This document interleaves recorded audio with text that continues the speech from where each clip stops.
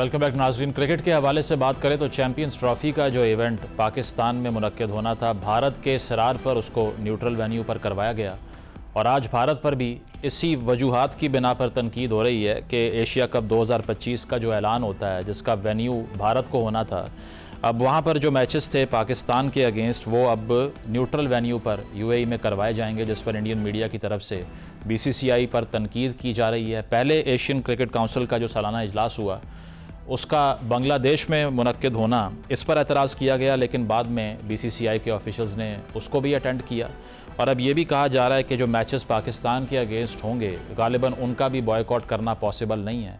तो ये जो पोलिटिसाइजेशन भारत की तरफ से की जाती है क्रिकेट की, इसके पीछे क्या हक़ाइक़ हैं और पाकिस्तान की जो क्रिकेट टीम है इसकी रीसेंट जो मैल परफॉर्मेंस है, बांग्लादेश से T20 सीरीज़ हारना, इसको हम कैसे फ़िक्स कर सकते हैं, इन मौज़ूआत पर गुफ्तगू का आगाज़ करते हैं। डॉक्टर नुमान न्याज़ और अब्दुल माजिद भट्टी साहब हमें ज्वाइन कर रहे हैं। आप दोनों स्पोर्ट्स एनालिस्ट हैं, बहुत बहुत शुक्रिया आप दोनों का।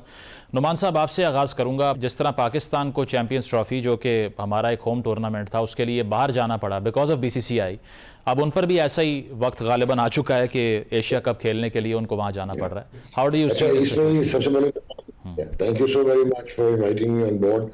देखें, इसकी ना डायनामिक्स थोड़ी समझने की ज़रूरत है। बहुत जो है ववेला मचा हुआ इंडिया में, और जी India will not play against Pakistan, ये जो पोस्ट वॉर इस वक्त सिनेरियो है, और जिस तरह जियो पोलिटिकली उनकी थोड़ी सी आप कहेंगे कि उनको बैक स्टेप करना पड़ा, पाकिस्तान की ओवरवेलमिंगली एक इम्पैक्ट आया ग्लोबल। एक तो ये बात था कि वहाँ पे शोर बहुत मचा हुआ था, but it had nothing to do with BCCI। उन्होंने कोशिश ज़रूर की, Sri Lanka, Oman, Afghanistan, they will always hands down उनका साथ दे देते, और अगर 3 मेजर बोर्ड्स जो हैं वो डिक्लाइन करते तो शायद एशिया कप सस्पेंड हो जाता, पोस्टपोन हो जाता, लेकिन ऐसा नहीं हुआ। सो यहाँ तो मैजिक वॉन्ड था ACC के जो प्रेसिडेंट हैं मोहसिन नकवी, जो पाकिस्तान क्रिकेट बोर्ड के भी सदर हैं, यहाँ there was much more into it. Yes, there was much more into it जी।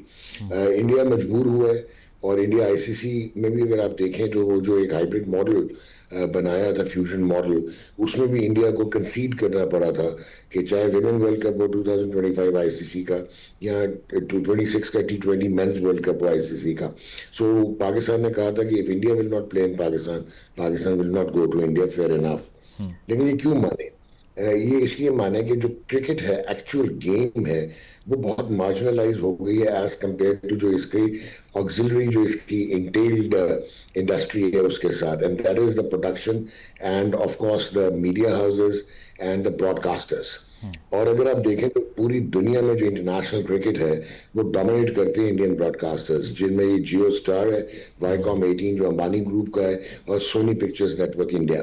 तो ये जो एशिया कप के राइट्स हैं 2020 से लेके 5 से लेके टिल 31, वो उन्होंने $170 मिलियन के खरीदे हुए हैं। एक दूसरा, इसकी एक प्रोडक्शन कॉस्ट होती है 2, और तीसरा यहाँ से आपको क्लियर हो जाएगा कि एक क्रिकेट की वाइट इकोनॉमी है, एक ग्रे इकोनॉमी है जिसमें आपकी ये सरोगेट एडवर्टाइजिंग वगैरह आती है, और एक फिर एब्सोल्यूट ब्लैक इकोनॉमी है जो कि हमने 90s में, अर्ली 2000s में देखा। तो वो जो स्टेक होल्डर्स हैं, याद उनकी जो फ्रेंचाइजेज हैं अराउंड द वर्ल्ड, जब ये आप देखेंगे कि फ्रेंचाइज क्रिकेट जो वो ओवर राइड कर रही है इंटरनेशनल क्रिकेट को, तो cut and short to be very precise, ये जो ब्रॉडकास्टर्स का इम्पैक्ट है उसकी वजह से आपको एक चीज़ नजर आई होगी कि ना सिर्फ कि एशिया कप होने जा रहा है, उन्होंने 2 टीम्स ऐड करवाई। उससे एक तो एडेड रेवेन्यू मिलेगा, कमर्शियल एयर टाइम उनका ज़्यादा बढ़ेगा, और दूसरा जो इसमें और डिटेल है वो ये है कि आपने एक ग्रुप ऐसा बनाया इंडिया पाकिस्तान का जहाँ पे ओमान और UAE है। सो दिस मीन्स कि आप ये चाहते हैं कि नॉट 2 बट 3 मैचेस इंडिया और पाकिस्तान के जो हैं वो एक टूर्नामेंट में हो जाएं, तो बूम होगा ब्रॉडकास्टर का। ठीक है, सही। तो ये एक मॉनेटरी एंगल से इसको प्लान किया गया as far as I have understood. Bhatti Sahab, ये जो नुमान साहब भी बात कर रहे हैं, अब इसमें एक तरफ तो जिस तरह नुमान साहब ने ये एक्सप्लेन किया कि जो एडवर्टाइज़र्स हैं वो डोमिनेट करते हैं भारत को, इंटरनेशनल क्रिकेट को, लेकिन दूसरी तरफ जो एक्सट्रीमिस्ट प्रेशर है फार राइट का भारत के अंदर, वो तो ये चाहता है कि पाकिस्तान से किसी किस्म की कोई इंगेजमेंट, कोई क्रिकेट मैच, कोई टूर्नामेंट हो ही ना। अभी हमने देखा जो चैम्पियंस कप हो रहा है उसमें भी बॉयकॉट कर दिया गया।